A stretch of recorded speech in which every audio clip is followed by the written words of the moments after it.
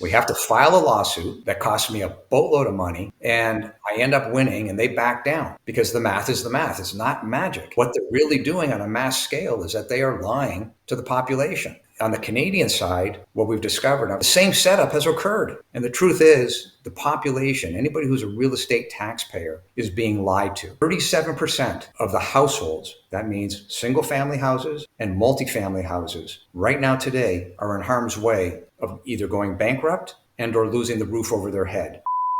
Today, I have the honor of having with me Mitch Wexler, who has some unbelievable, shocking truths to tell us about the fraud that is going on in Canada. I have to give a hat tip to my buddy Travis on Real Estate Mindset, who was the one that told me about Mitch, and he has some unbelievable stuff to tell us today. Check out his website here, which will be in the description below. Mitch, how are you doing today, my friend? I'm fine. I'm glad that you're feeling much better.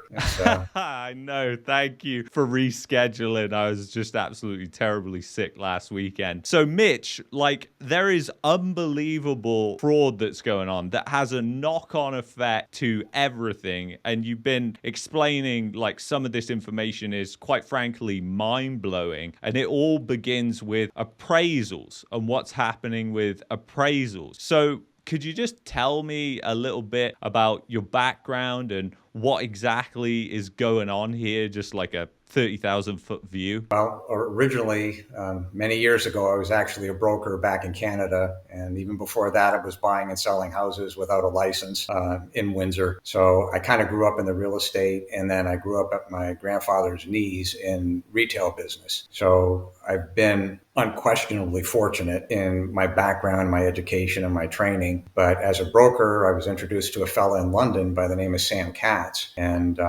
Sam saw that I understood the math, and he said, "You want to learn how to build?" And I said, "Yeah." I built a building in Amherstburg. It was the first apartment building under his tutelage, and then the roles flipped, and I got the bigger percentage, and then he just said, "I'll supply the money from this point forward." So it was a great education. At that point, had become a real estate broker, so I was licensed to do appraisals as well. And things kind of continued from there. Did an awful lot of industrial projects. We were doing triple net ground leases. We were doing all sorts of stuff. So the education was really top of the line. And I started running numbers for other developers that said, "Okay, look at this. Does this make sense? Does that make sense?" For the most part, that got me into the quantitative finance side of things and the analytical side of things. To make a long story short, I'm a 35 plus year builder developer with a background in statistical probability and quantitative finance. And I've applied all that into virtually everything we do here now on a daily basis. So we use standard deviation and Monte Carlo analysis on every construction project we do. And we go looking for problems. So a few years ago, lumber had spiked. Well, we find a way to hedge against those problems because we're looking for them. We truly are trying to figure out what can go wrong and what is the what if to fixing that problem. How do you hedge the what if? So the statistical probability on a Gaussian channel tells you there's a problem. The Monte Carlo analysis tells you what the probabilities of that problem occurring, and then you stick a certain amount of money off to the side to hedge those problems. So it's fairly sophisticated, but it's that education that brought us to where we are today, which is in 2016 when I went into an ARB hearing at Denton Central Appraisal District here in Texas. And the appraiser lied straight to my face. And I knew that because I knew what the value of the income was. And he said, "Well, I think the value is X." And the hair on the back of my neck stood up because when somebody says, "I think," I get a little concerned. I don't care what you think. I only care what you can prove. We can't continue to bring you this amazing content without the participation of our sponsors, and I want to thank Moo for sponsoring this video. Right now, we're in tumultuous times, and more now than ever, people care about fees when it comes to investing, when it comes to trading. Moo has some of the lowest fees in the industry, with commissions as low as under 1 cent per trade. They have no minimum deposit, no account management fee, and no hidden fee. fees. Moomoo also provides powerful tools such as level 2 quotes, so you're able to see what is going on in that exact moment and how many people are buying and how much they're buying of the ETF or the stock that you're looking at investing in. Investing obviously comes with risk, and Moomoo tries to help you mitigate this risk with advanced news features, price alerts, entry and stop orders, stop loss orders, and many other risk management tools. I'm excited to announce that Moomoo has put a special deal together for this channel. Get up to $200 in stock cash coupons and a $2,000 commission rebate card, plus earn up to $2,300 cash rewards or an Apple gift card for asset transfer. New users will receive a generous welcome bonus, giving their trading and investing experience an exciting boost. You now have an exciting opportunity to claim all these benefits. A link is in the description. I want to once again thank Moomoo for sponsoring today's video. And he said, well, I think the value is X. And the hair on the back of my neck stood up, because when somebody says, I think, I get a little concerned. I don't care what you think. I only care what you can prove. And I've got the income statement. This is what I can prove. I negotiated him back to the real number. But when I walked out of there, I knew there was a problem with the system. So I called my attorney and I said, Matt, there's a wizard behind the screen that's manipulating these numbers on a mass scale. And my attorney happens to be the #1 litigator in the state of Texas, and he also happens to be an accountant. So he said, yeah, I agree with you, there's a problem. We didn't file suit that year because I got the value where it needed to be based on the income statement. You know, it's not magic, it's just straight up math. The next year, however, they tried the same nonsense again. And this time we didn't settle, right? There was no agreement. So we filed suit. And fast forward, we virtually had to file a lawsuit on house, my properties, that particular building on the 2016, which is a retail building. That's where my office is. Every year since then, okay? We have to file a lawsuit that costs me a boatload of money, and I end up winning, and they back down because the math is the math. It's not magic. What they're really doing on a mass scale is that they are lying to the population. So they have a series of criteria, one of which is USPAP, Uniform Standards of Professional Appraisal Practice, and another one is the Texas Property Tax Code, and another one is the Mass Appraisal Standards, and another one is the Texas Constitution, and another one is the U.S. Constitution. The idea that they have violated the population's, real estate taxpayer population's rights under all 4 of those sets of criteria literally proves that this is a fraud being created on a mass scale. And that's where we are. So now we're in the court system. We are filing under constitutional challenges because nobody should have to file a lawsuit year after year to prove the fraud that they're creating in the first place. Well, move forward to 2 weeks ago, and I get a phone call from Travis. And he said, I heard you're doing something. Would you please explain it? I've never been on social media. I don't know anything about it, but there's an awful lot of pissed off people. When they find out what's going on, they get mad. And we've had 700,000 plus views in less than 10 business days. So it's spreading. Wow. There was an emergency meeting called literally on the 15th, like 3 days ago, by some Texas legislators and ARB members and board of directors of several CADs. And that meeting took place in Brazoria. And they are upset because they now know they've got liability. So this thing is starting to take a life and on its own, because once you explain it and people go and look at their own documents, say, yeah, well, this happened to me. Then on the Canadian side, what we've discovered, I've got a handful of little blurbs on it, but the same setup has occurred. See, we have uniform standards of professional appraisal practice here in the United States. You, on the Canadian side, have uniform standards of professional appraisal practice with a C in front of it. It's the same document. It just says Canadian USPAP. And quantitatively, we pulled USPAP apart. I have a forensic accountant. Her name is Leslie Robbins. We work hand in hand on a daily basis, and Leslie checks and double checks and triple checks. Everything that's on our website, all the data that backs up everything that's coming out of my mouth is on that website, mockingbirdproperties.com/DCAD. But it's applicable to the Canadian side. Yeah, it's applicable to the Canadian side as well. And the truth is, the population, anybody who's a real estate taxpayer, is being lied to. The reality is that when you study the math, you begin to see, based on the rule of 72, that the debt loads in Canada or the debt loads in the United States double roughly every 10 years. Well, they need money to cover off that debt. The problem is there is no more money left. So you have a cumulative, compounding, interest rate, circular argument. The bigger the debt goes, the more money they need in order to cover off just the interest, never mind pay down the principal, right?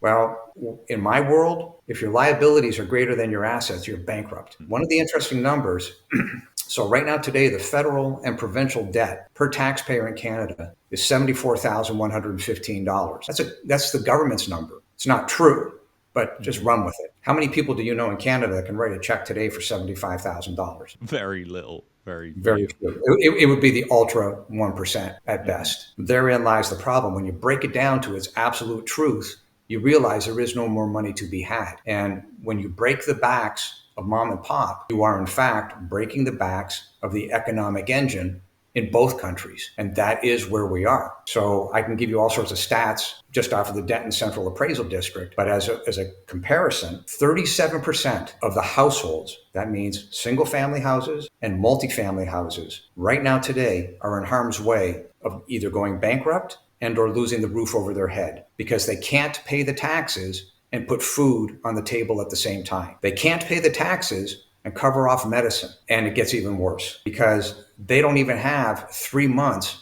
of cash on hand in case of a family emergency. This is what the fraud of ignoring USPAP and ignoring out and out committing fraud has done on the backs of the Canadian real estate taxpayer and that of the American real estate taxpayer. That's where we are. Yeah, because I suppose they also have to get the money from somewhere. And if the households don't have it, then they're coming for it in form of an inflation tax. And you said like the devaluation that has been experienced in the United States and also in Canada is much, much higher than like the CPI, as I call it, actually tells you. Well, the consumer price index on both sides, Canadian and US, is a straight up fabrication. So because, as you know, 60 or 90 days after they release it, then they have a re-report. Even the re-report isn't real. So you can't depend on these numbers because the numbers are being created based on a narrative. You literally have to break it down and look at the most basic math. What is the average income? How much can that income support? So in Denton County, the median household income is $109,000. $109,000 will support a $296,000 home. How is it that Don Spencer, the chief appraiser at Denton Central Appraisal District, stood up under threat of perjury in front of the public, not only in the press, but in front of a board meeting and said, yes, the median household income is the median household value is $514,000. You understand that's a straight up lie. It's gaslighting the public, trying to make the public believe something that isn't true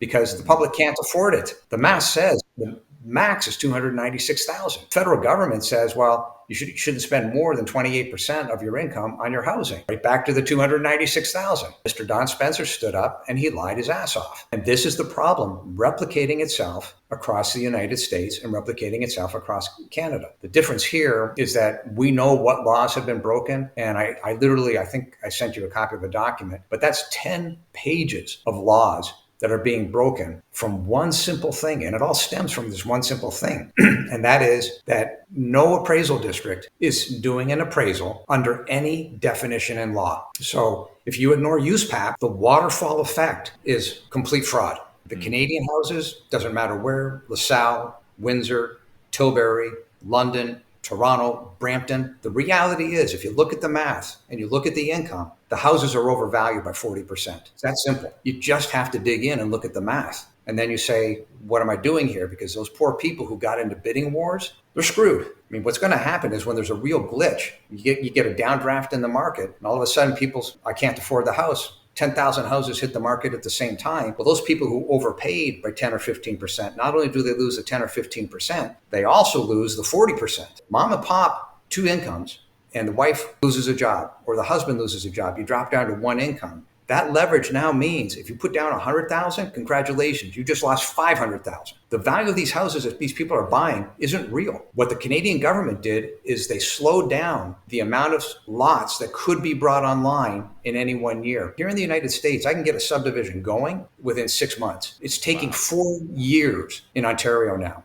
And then before you even get those 4 years going, you have to write $1.5 million, $2 million of reports before they'll even tell you that you've got the zoning. So they artificially slammed the market down. But what happens if you slam the market down, you slam the supply down because you can't bring supply online, demand kicks up because people want a place to go and live. The two things cannot exist on the same planet, right? Something bad is going to happen here. Well, what's bad is that you create the bidding wars. When those people get clipped and 10,000 houses hit at the same time in the marketplace, they're bankrupt. It doesn't take much. And that's the point of all this, is that what people are looking at, what they're being told, isn't true. And all you have to do, the Fraser Institute is in Canada, and this is a good operation. They just don't dig deep enough. And so if you look at the actual numbers, here's the debt. Here's the cost of the debt by virtue of the unfunded liabilities. Debt plus unfunded liabilities, that's how much the average person owes. That tells you the truth why the Canadian government is doing what they're doing. That tells you the truth why the Bank of Canada is jacking around with interest rates that they have no business jacking around with. And therein lies the ultimate problem. Mom and pop is getting destroyed. Mom and pop doesn't have this income. And you can print money, like in the United States, you can print M1, you can print M2, do whatever the hell you want. But the bottom line is, it ends up turning into inflation. Yeah. Inflation is a tax. Mom and pop can't pay the tax. They can't pay the tax as established under Canadian USPAP, CUSPAP. So mom and pop is effectively being driven into bankruptcy at the hands of people that literally cannot add one and one. People are making decisions without understanding the simple document that's right in front of them. Your appraisal districts are no better than the appraisal districts here. The appraisal districts here never read the documents. One of the quotes that we've got on tape is from a guy by the name of Chris Luttrell. He's a deputy chief appraiser. Well, we're just doing what we were taught. Really? Okay. So if you were taught to commit murder, does that make it legal? So you see the problem. People, the population is being lied to. The math clearly shows that this is a fraud on a mass scale. They have turned what should have been something that is objective as required in USPAP. Right? That's what it's about. Real comparisons, true comparisons. They fit within a half standard deviation range. That means it's a real comparison. Well, if your house is compared to something that's 5 miles away and you've got 3,000 houses between that house and your house, well, that's not a true comparison. That's a lie. That's a fraud. And that's happening in multiple districts. My own house, as an example, they compared my house to a house that's in Carrollton, Texas. Carrollton, Texas is 30 miles away. There's tens of thousands of houses between me and Carrollton. Okay? Therefore, they're about to get sued on that one issue, probably within the coming week, over and above everything else.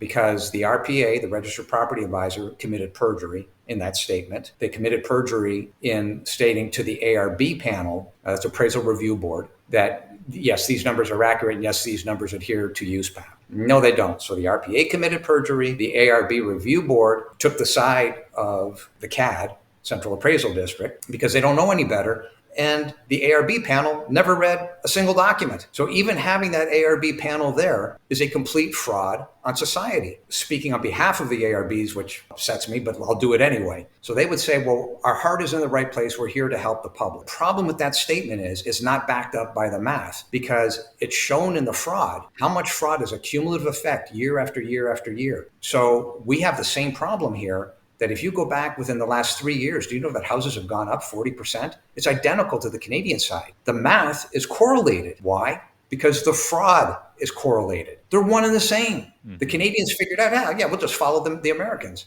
They didn't bother to think, the Americans may not be the brightest bulbs on the planet, and that's what we've got, right? So here's an interesting thing. If you look at Apple, just for the sake of conversation, by far, Apple is probably the most efficient company on the planet. The average dollar generated per Apple employee, okay, is $2.5 million. Wow.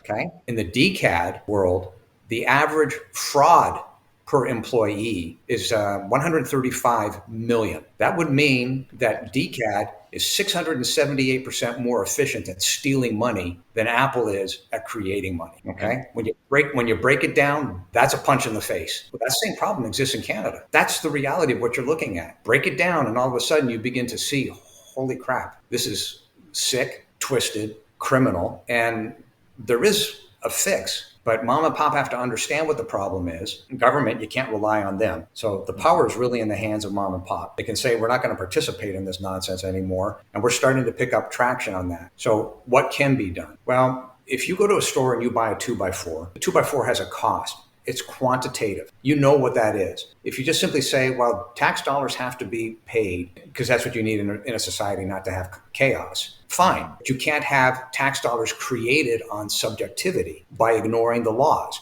If you ignore USPAP, you have ignored every single law under the hood.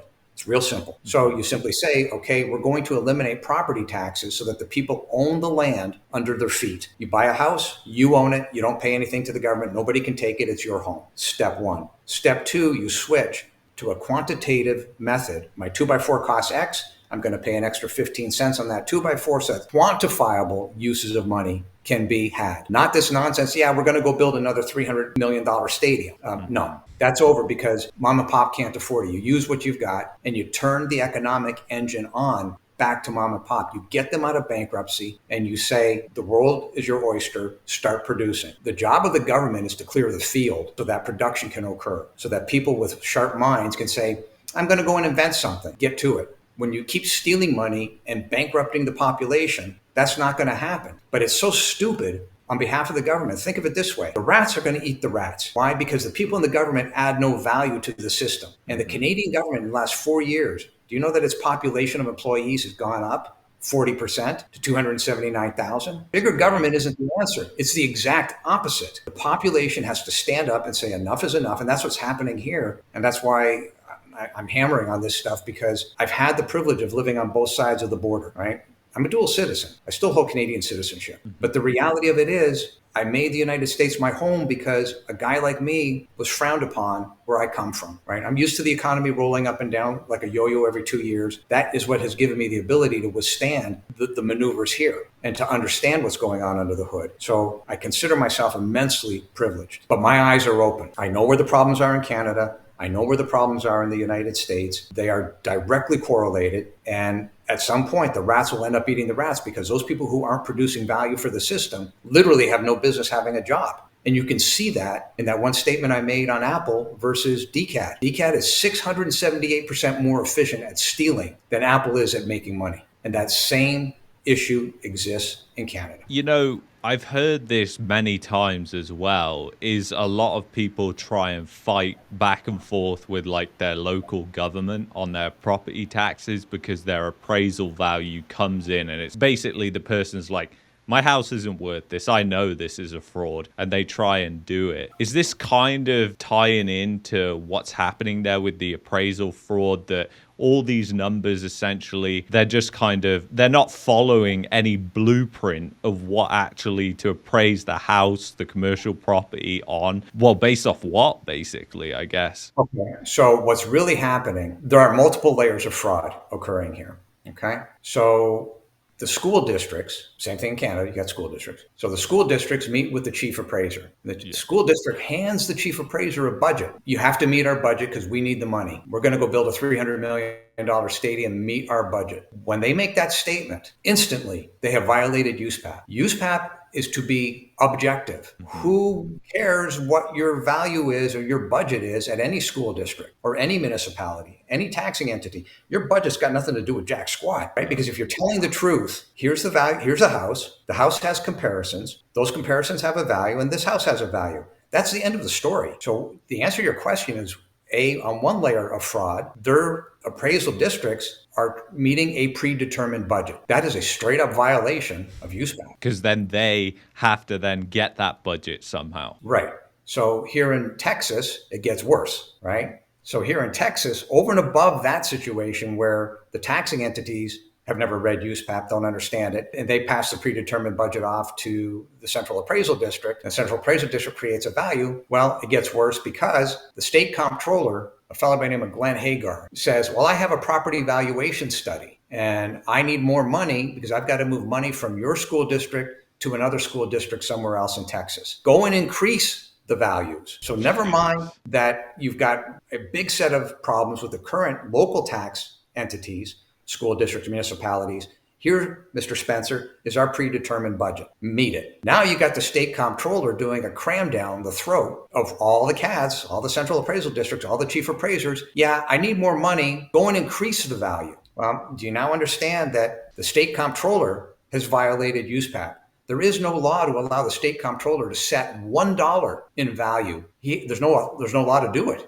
Yet miraculously, we have found literally communities being targeted because of that property valuation study. So what are those communities? Pilot Point, Sanger, Aubrey. How do we know they're targeted? Because their values went up, give or take, 48% as compared to the median across Denton County at 24%. Double up. Okay, they're caught. They are absolutely caught. They can't get away from the math. So there are multiple layers of fraud here. And then it gets even worse in that we did an interview with a fellow by the name of Jeremy Bagot a few days ago, and it's brilliant because Jeremy came in and said, do you understand that these appraisers, a good appraiser, somebody who actually has a heart and a brain, they're being forced to commit fraud by these entities, because if they don't hit the target, whatever that value is as established by the entity, that appraiser will be blacklisted. He won't be able to get a job. And that's happening in Canada. Not just Canada, but it's happening here. So Jeremy he flatlined Freddie Mac, Fannie Mae, HUD, and said, this is happening. And of course, we've got the documents to back that up. So that's your third layer of fraud that's occurring. In other words, they're pumping the values to keep the government fraud going. The government doesn't want to say we're inducing fraud, but the reality is, yes, they are. That's what the math shows, and you can't get away from it. And that's why mom and pop have to wake up and understand the real power is with mom and pop, and that's where it's got to be restored to, because if you break the back of mom and pop, you have in fact broken the economic engine to both Canada and the United States. Yeah, and I think that's exactly what's happened, because the point you touched on about Canadian employees, now I think it's 1 in 4. So 25% of the entire population, working population, works for the government, which is just completely insane. So they are creating the depression, breaking the back of mom and pop, replacing them with government employees that then detract even more, because essentially, obviously, government, more red tape, more regulation, more taxes. That's what you're going to get from government employees. So you end up just taking away more from mom and pop, who could create goods and services which could actually increase production. Yeah, and it gets worse, because the reason I use that terminology, the rats will eat the rats. What do you think is going to happen when mom and pop actually hit a depression? Crime skyrocket. Government cannot generate jobs. The idea that a government creates jobs is complete nonsense, right? There's no economic engine for those jobs to be created. So you're doing it on the back of the taxpayers. And that's why I said the taxpayers have the power when they understand what's going on. And one thing that can be done in Canada, because just like here, like we've got, as an example, a fellow reached out to me. He's 84 years old. He bought his house for $24,000. His tax liability this year is $3,100. He's obviously on fixed income. He doesn't have the money. That's in Ohio. We got emails coming in from across the United States like this. You're breaking the back of the economic system. If you break the back of mom and pop, you are going to make people desperate. If you make people desperate, they are going to do desperate things. Dumbass governments, wake up. Put the power back in the hands of mom and pop so they can make a living, they can pay for their children's education. That is the economic engine moving forward. The idea you can take, and you can create money and you can print money is complete nonsense. It isn't true. No. This has gone on since I left Canada. And frankly, I left Canada because of this, right? When the government said at that time, well, we're thinking about putting in rent controls, that was, for me, shot across the bow. My grandfather said, this is no longer your home. You can't do what you can do. You've got to go somewhere else. So that somewhere else, through some research, et cetera, ended up being Dallas. But I could never have done in Canada what I've done here. And I was able to do here because I came from Canada. So clearly my heart bleeds in both places, but I understand what it is to have an economic engine. I know what it is when the Canadian government at the border creates something that's called work to rule. In essence, they lock down the border. I know that Windsor, 34 years ago, downtown Windsor was destroyed. All the businesses ended up closing because the Canadian government went work to rule to slow down the Americans from coming in. So these are all games that very stupid, ignorant people in the government level play. I have zero sympathy for them. They are causing the problems. They are breaking the back of mom and pop. And we've got gigabytes worth of data sitting on that website that explains how it's being done, what the ramifications are, who did it. We even have a chart, Travis called it the FBI chart. We're naming names. We're naming positions. We're naming the fact that they don't want to enforce their own jobs. Well, that's the same thing you've got in Canada. These things are directly 100% correlated. Yeah, that is just completely crazy. And could you just quickly explain what the work to rule actually was? Because I thought that was incredibly interesting as well. Well, Canadian government does things for nefarious reasons, as does any government. Yeah, just true. What they said at that time is there's too much money rolling into Windsor, and we want it And if we don't get it by virtue, because they couldn't increase the taxes. So as retribution, they forced the border agents at the Canadian bridge and the Canadian tunnel to start picking on the Americans, make it uncomfortable for them to come over. Well, my mother had a dress store at that time. And it was a very successful dress store, and a lot of Americans came in. But when the government switched to this work to rule to slow the flow of Americans down, that business was destroyed. And all the businesses, virtually all, in downtown Windsor were destroyed to the point it never came back. Like if you go into downtown Windsor today, you'll still see empty storefronts. These countries need each other. They need the flow. And then just recently, so the Canadian government says, yeah, we're going to go build another bridge. I don't know if you've seen that, but it's a stunning piece of architecture. But was it necessary?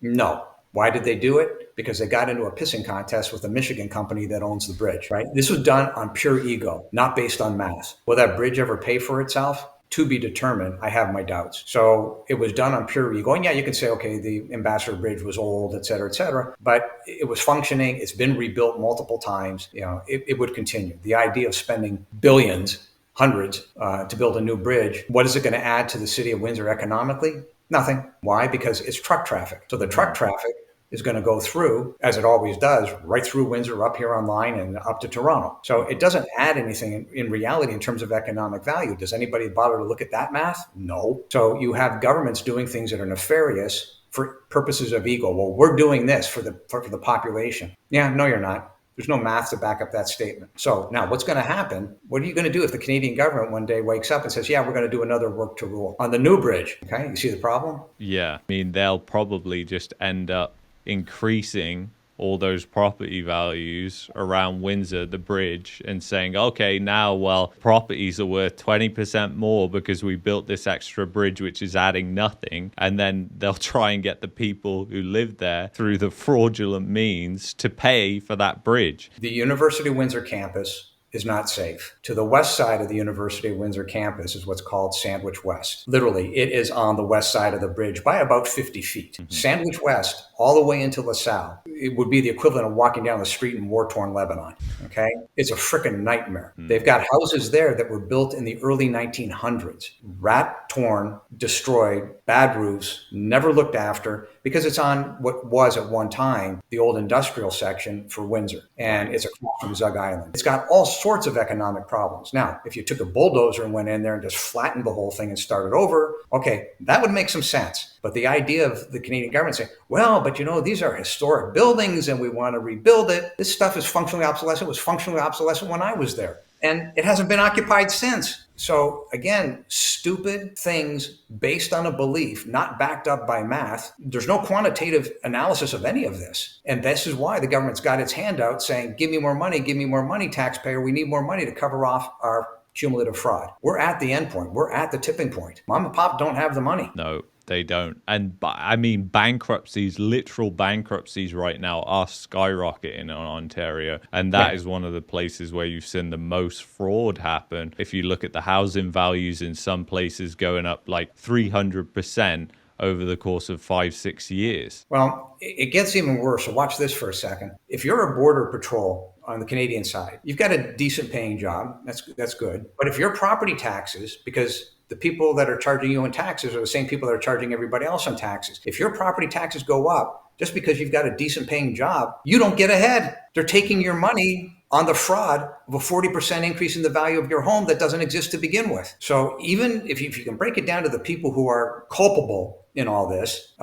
they too are getting hurt. So if somebody is lying to you and they're going to hurt their family and they're going to hurt their friends to take a party line, that is the definition of a sociopath. My point is, if you're going to act like a sociopath, then you have to be treated like one. If you're going to tell the truth and create that economic engine and not bankrupt your population, hallelujah.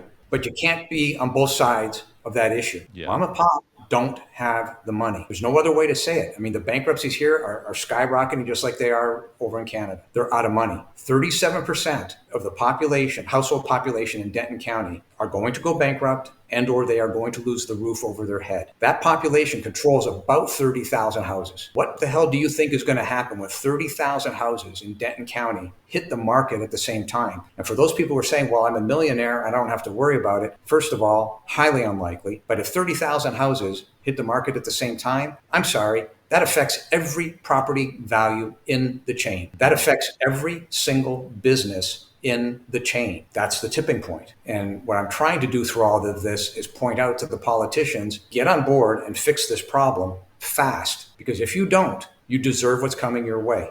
You are making the population desperate. And if you make people desperate, desperate things will happen. I'm trying to stop that from happening, put the power back in the hands of mom and pop, stop stealing the money. And they cannot get away. We're headed for the appellate court shortly within the next 60 days. The state of Texas keeps punting. We are fully prepared to take this to the U.S. Supreme Court. We're ready to rock and roll right now. If they call tomorrow morning, we're ready. So we will do whatever is necessary to keep this moving forward. But I recognize the damage on both sides of the border. And it's not good. No, the damage is huge and the knock-on effects are massive, because obviously the other side and part to this is what happens with the banking sector and the financial sector, because obviously if people are getting loans based off fraudulent appraisal values, then the assets on the bank's balance sheet, the loans, the collateral, the collateral that backs the loans. It's the same thing. Yeah. So the assets and the collateral are the same thing. So watch this. 60 days ago, we get a pair of buildings in downtown Denver, 378,000 square feet. These buildings are drop dead gorgeous. They are the spit image of the Bass Brothers buildings in downtown Fort Worth. This stuff in today's world to build, $1,000 a foot all day long. The buildings are 30% occupied. The banker that took them back called me and said, would you look at this and figure out what can be done with it, and we'll give you the money. We, the bank, will give you the money. So I said, okay, let me run it. So Leslie and I sat down. It took us 3 days to go through it, and we did an analysis on the economics. And we figured out that over a 10-year hold, if we sat on it for 10 years and got the occupancy to come up 10% a year, do you know that the property would not make 10 cents in profit after 10 years? Jeez. It's so badly gone that its economic life is over. Then I said, okay, fine. Let's do what we do. Let's look at adaptive reuse. Let's try and switch this over to multifamily. The floor plates were massive, and that's not conducive for multifamily because of a variety of fire reasons. You got to be able to open the windows. You got to be second bedrooms, etc. So we said, okay, fine. Let's notch a C-section out of the middle of these buildings. What's the cost? So we started running that math, and I reached out to another builder that I know, and I said, just double check. It was about $500 a foot. Okay, that didn't work. No. So the reality was that what you have being held by that bank is an asset whose value is land value minus demolition.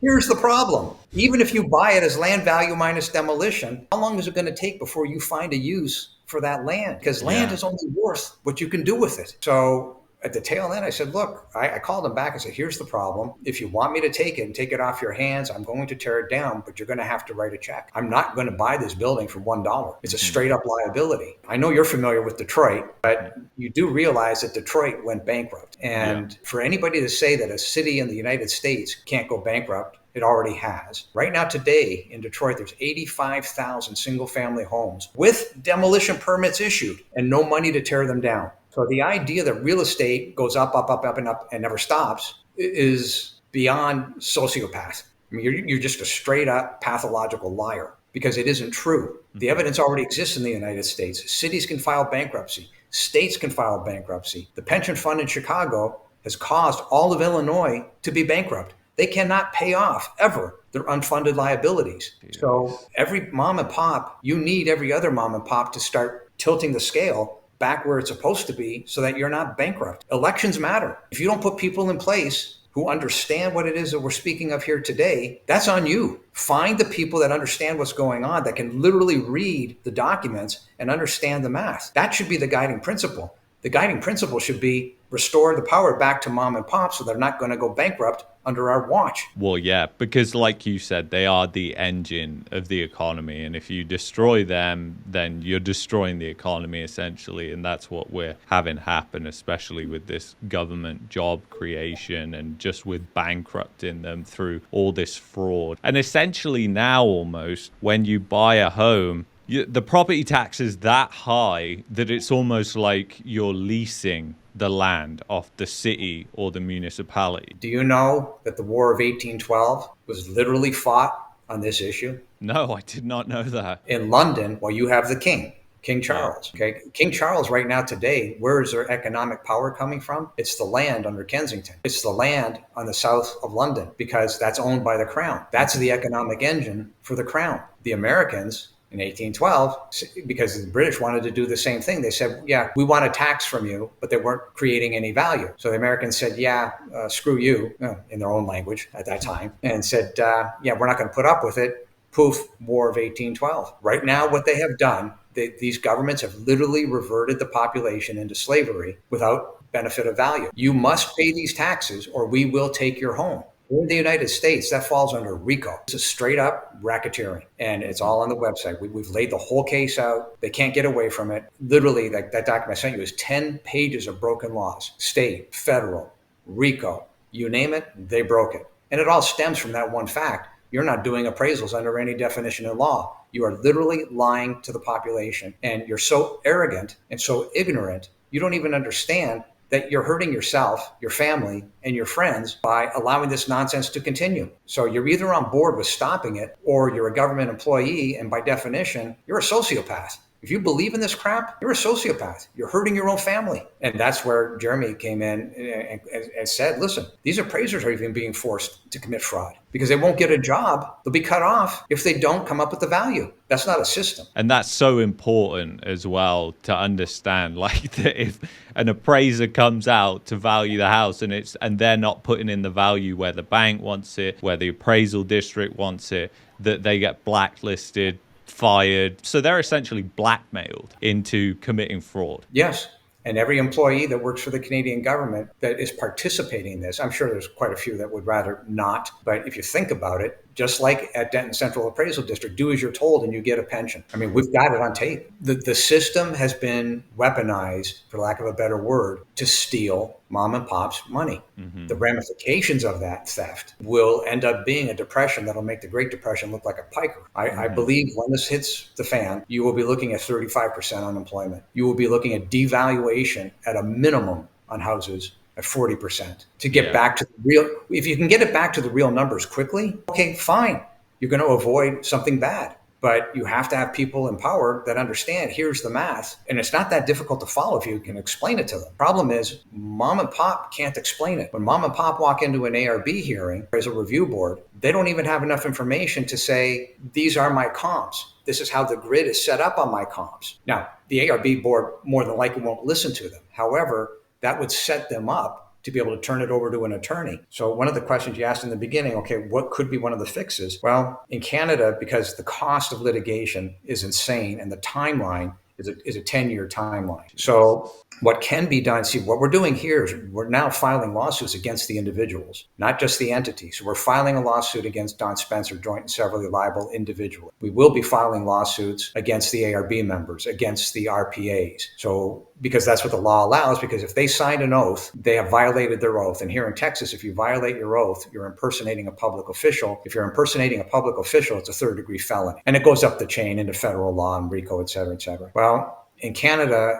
the best that could happen is a handful of people in a neighborhood to bring those costs down per person, file the suits. And you have to follow the Canadian law all the way up the chain. The problem is they're dissuaded from doing so because of the timeline. Ergo, the attack then must be on the politicians who are not doing their job. They would be, in fact, violating their oath. There's your attack.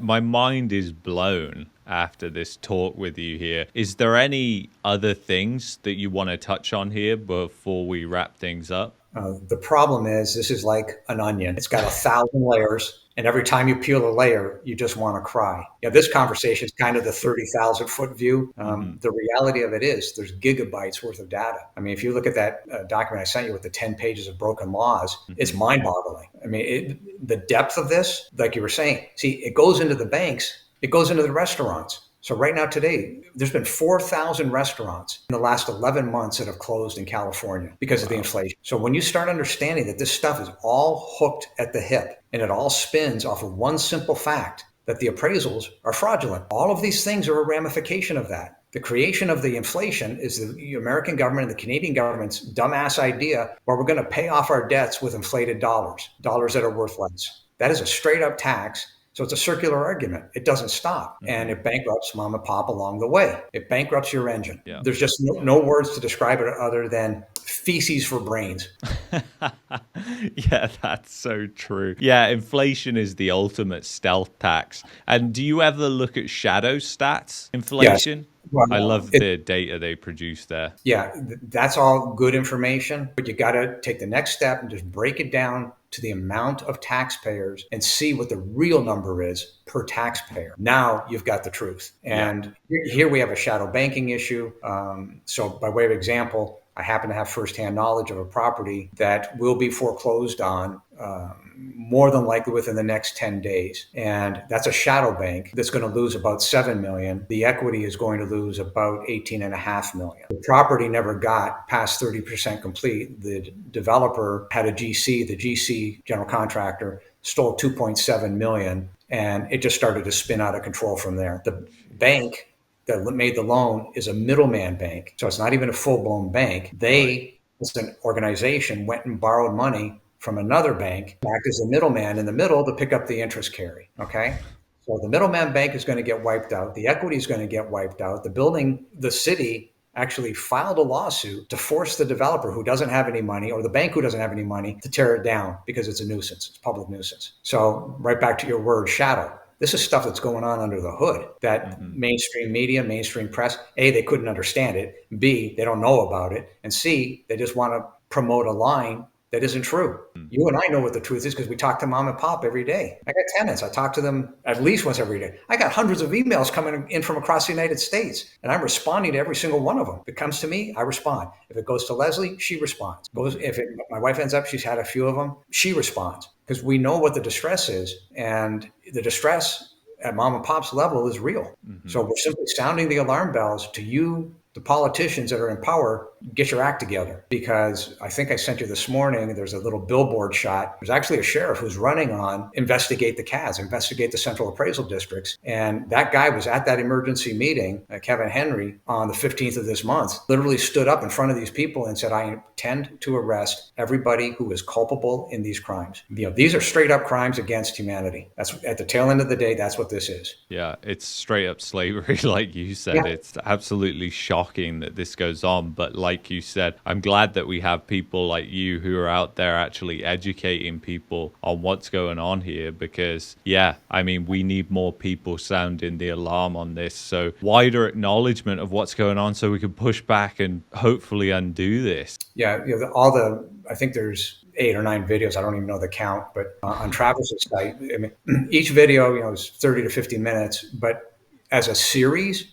with Jeremy Bagot, looking at it from the standpoint of the appraisers that are being forced to commit fraud as a series, and what you're doing here as a series, it can't be beat. You've got multiple people coming at this. There's a fella, his name is Fernando, and he's in Cleburne, Texas. Okay. Very small community. Hispanic guy, has 4 businesses in downtown Cleburne. He's going to lose his businesses, all 4, because he can't pay the taxes. That's how bad they hit him on the value. So what's the ramification of all that, right? And Cleburne, downtown Cleburne, is nothing to write home about to begin with. It's kind of like those old dusty towns with the sagebrush rolling across the street. But the bottom line is they're going to force this guy out of business. And these people who are doing this are straight up criminals. They're violating so many laws, and that's what we're doing. We're now pointing it out. We've now got the horsepower necessary here in the state of Texas. If we go federal and are forced to take this to the U.S. Supreme Court, we'll get more horsepower. There will be some people who will jump on and help out financially to accomplish that task. But nonetheless, we are where we are, and it's affecting both sides of the border. Canada's no better than what's going on here. No, I would argue in some places it's even worse because it's just got so out of hand. The bubble is absolutely exponentially large in Ontario and British Columbia, and the fraud just completely rampant. Well, and we have thousands of banks in the United States. You've got 4, plus the Bank of Canada. However, make no mistake, when you look at Case de Depot and you look at their assets and what they hold in Montreal, those assets will devalue. And they're not the greatest assets to begin with, but they will devalue 40 to 50%. Okay. Case to Depot is playing with pensioners' money in the stock market. When a stock market takes a 30% dive because Case to Depot isn't hedged. Okay. Congratulations. You've lost on the entire value of that pension fund 40 to 50%, and you'll do it within 12 months, right? And when things go wrong, they're going to go really wrong really fast. And how do you go bankrupt? Well, slowly at first, and then one day you wake up and you're bankrupt. Very true. I mean, if you look at the bankruptcy stats, they pretty much speak for that as well. Anybody that's connected to a pension fund, you're going to have problems. In Canadian banks, you don't have very far to run. Okay. So no matter how you look at it, who are the pensioners? Mom and pop. Mom and pop is under attack on the value of their homes. So no matter what, mom and pop is being set up for the biggest fall in the history of Canada and the United States. Straight up set up. And that kind of explains why so many pensioners are like running for the exits. They're going to places like Mexico, they're going to places like Panama, Colombia, all over really for lower cost of living, because they're just being like, they straight up can't afford to retire in the United States or Canada, and they're leaving because of that reason. So they have been bankrupted essentially. Yes, and those countries are not as bad as they once were, right? Because what they did is exactly what I'm saying. Let these people make a living, and it will increase your economy. Panama, within the last 20 years, you wouldn't even recognize that country, right? They're rocking and rolling. But by inviting all these people in to retire, those people bring a lot of money with them. They may not spend it, but it gets into the economy. And that's why those countries are growing. And that's why, in truth, we're getting decimated. That's why your population, you got 500,000 people a year moving into Canada that are immigrants, okay? That's half of the population, of the natural Canadian population growth. 50% are immigrants, okay? If they're legal, that's one thing. If they're illegal, that's another. You, the taxpayers, are covering it off either way. So true. And you know, Mitch, you'll find this really interesting because I know a lot about Panama, but generally the way property tax is actually paid, which is more how you would think it should be in reality, is like most people don't even pay it. So they're not paying it monthly or yearly. They don't even pay it. They just defer it to the end when they sell the property, and then they pay the property taxes. So it's not like they're leasing that land and they're paying that monthly fee to be on that land. Like they can literally, most Panamanians, they defer the property tax to the end, and it's such a small amount that, you know, maybe it's $2,000, $3,000, $4,000. Can you imagine if we did the same thing in Canada? For a start off, all those municipalities would go bust, all those local governments would go bust, and people wouldn't be able to pay the forfeited amount. Well, okay, first of all, those municipalities that you're speaking of right now today, they're already broke. However, because you opened this can of worms, watch this for a second. Under the 16th Amendment, Constitution of the United States, you cannot have a tax on unrealized gains. You can only have a tax on income, period. That's the 16th Amendment. That's why I keep saying I believe we're headed for the U.S. Supreme Court. Now, let's think this through for a minute. Market value, which is a requirement by these appraisal districts. Market value is based on having a willing buyer and a willing seller. That is what determines market value. That's one of them. Okay? Do you understand that market value is, in fact, an unrealized gain? Yeah. I'm glad you mentioned this, actually. So under federal law, what's happening in the states or in the provinces cannot happen. This is a con on a massive scale. The state of Texas, by avoiding all these laws at the appraisal districts, and the state comptroller himself have in fact done an end run around the Texas Constitution and violated the Constitution of the United States of America simultaneously. There's no law that allows them to do what they're doing. Problem is the public doesn't know what they're doing. Yeah, and when you put it like that, a tax on unrealized gains, it is so clearly that, but it's never called that, which I think is really interesting. Obviously, they don't want it to be branded that way for a certain reason, because the US Constitution, I doubt we have that sort of rule in Canada. Canada has the Charter of Rights of Freedom, and they walk all over that, let alone the Constitution. It's just crazy because like you rightly said there, you need a buyer and a seller. You need the transaction to actually occur in order to get that value. How can you have a value which is fiction, essentially, because you've created it. The transaction hasn't even happened, and then you're taxing based off a future value which may or may not exist. So yeah, but ergo, the reason to educate mom and pop, the reason to educate the odd bureaucrat who really does give a damn about the population. But what mom and pop can do collectively, because one individual can't do it, but collectively, if you've got 15 people on a block, you find an attorney and you file the suits, not against the entity, you file the suits against the individuals who violated their oath. Take them down. See, if you make it impossible for these entities to operate by suing the individuals, it's like getting two bites at the apple. You can sue the Canadian government. You'll be in court for 10 years. Eventually you'll win. But the reality is it's a hell of a lot easier to sue the individuals who are committing the crimes. That's what we're doing.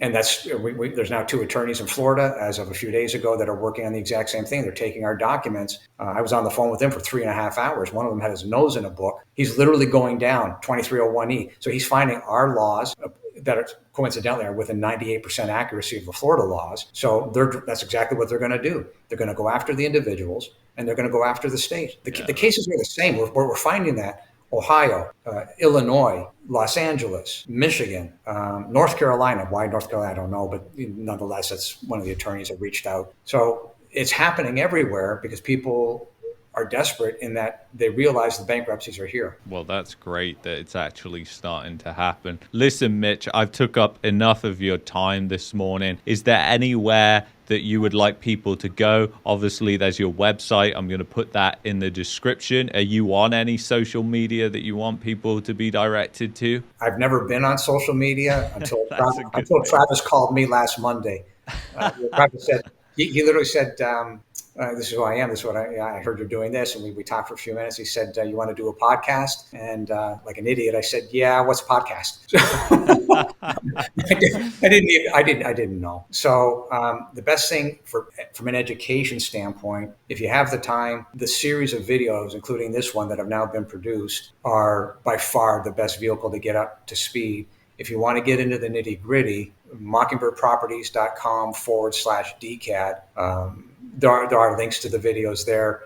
There's a behind the scenes, kind of like a firewall. If you put in the code and you're interested, we'll give you access to behind the firewall. But there's gigabytes worth of data, and the attorneys in Florida, that's what they're using. They're using behind the firewall to help build their case. So we've got all the information. There isn't anything that I believe that we don't have at this point. So if anybody wants it, either on an individual level or to sue, so you can sue against the individuals, or you're interested in suing the state for violating its own constitution, we have that information for you. All you have to do is follow the bouncing ball. We set it up. Well, listen, Mitch, thank you. And I just pulled up your website and showed everybody while you were talking there. And yeah, please check out Mitch's website. Mitch, thank you so much. I'm sure we're going to talk again. Like you said, we're just peeling this onion and we've only just started with a couple of layers in this video. So I want to thank you so much for joining me and coming on the channel.